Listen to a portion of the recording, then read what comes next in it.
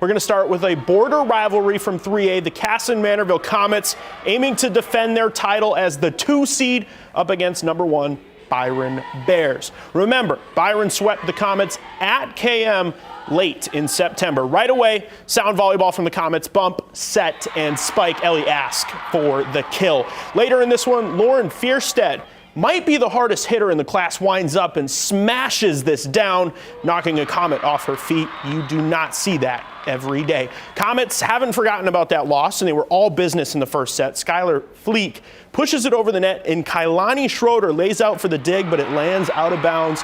KM taking the first set. Byron would storm back in dominant fashion, claiming the 3A title in 4 sets, and the Bears are heading to the state tournament for the first time since 2009. Volleyball game at number 2, Section 1 2A title game. The 2022 Class 2A champion Cannon Falls Bombers going for their 3rd straight section championship, facing Caledonia, a rematch of last year's section championship game. Bombers looking to strike early in this one, but not before Emma Roms and Sienna Ogdahl combine on the block of Madison Burr. That's not an easy thing to do. Bombers get a block of their own. That's Callie Johnson and Avery Rustad getting the Cannon Falls point. Cannon Falls keeping the pressure on. Callie Johnson with a laser point. Bombers, Caledonia on the attack now. Aubrey Klug hammers down this ball off the arms of Johnson.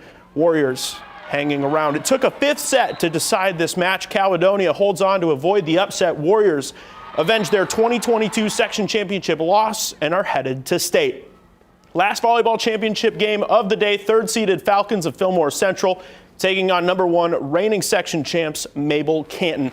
This is the first meeting between these two teams in 2023. Falcons coming in hot in the first set. Alyssa Britton gets through the Cougar blocker. That had some heat on it. Now Falcons' Cora Britton with the push and a diving dig attempt by Kaylee Ingvolson, and Sajel Slafter cleans it up with a back row attack, touched by the Falcons and out. Now a show of some nice defense. The Cougars would get a free ball, but a trio of Falcons on the block absolutely shutting down Kinley Sony.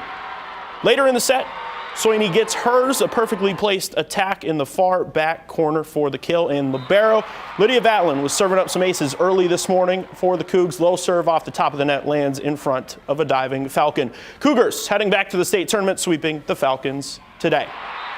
State cross-country meet results starting in 3A. Century Sophia Comfair was the girls' top individual, finishing 32nd. The boys was Mayo's Ryan Gwaltney in 19th. The Owatonna girls finished 15th as a team. Moving to 2A. Komet sophomore David Obst cracked into the top 10, coming in 8th for the top boys individual. On the girls' side, Austin's Marissa Shute came in 32nd. The team finishes now. Winona Windhawks boys finish 5th, and the Faribault Falcon girls end 13th. And we end in Class 1A. The Cotter Ramblers had an impressive showing to rep southeastern Minnesota. A great day for the Semlings. 8th grader Eric crossed the finish line in 8th. As a team, Cotter boys finished as state runner-ups. In the girls' race, junior Sonia Semlin was 9th as an individual, leading the charge for the Rambler girls. They, as a team, finished 3rd in Class A. Congratulations to everyone that competed in the state cross-country meet today. Well, now the Winona State Warriors bringing in 10th-ranked Minnesota State Mavericks will pick it up near the end of the first quarter. Warriors down 14-0 until this. Quentin Pringle with a run to the right. No one in front of him. Look at that. Look at that space. All he sees is green. He's at the 30, 20, 10, 5, touchdown, Winona State. Mankato would add another 14 unanswered to close the first half. So in the third, Warriors keep it on the ground. Ty Gavin, he's in from 8 yards out. Now we go to the fourth quarter. Warriors, Silver Campbell was the star. He hauled in a 46-yard touchdown reception. And then on the next Warriors drive, he did it again, but tack on some more yards on top. You just saw 46. Now how about 76 yards? A great job to get up, get this ball, evade the defenders.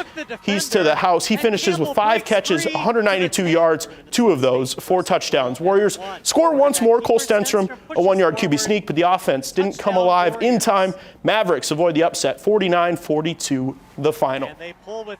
And it was a special afternoon for one Chatfield family. The Winona State senior, Chance Backer, on the left, opposite of his younger brother, freshman Sam Backer from Minnesota State. It's not too often siblings compete against one another, especially at the college level. So shout out to their mom for sending in these pictures, capturing a day I'm sure the Backer family will remember forever.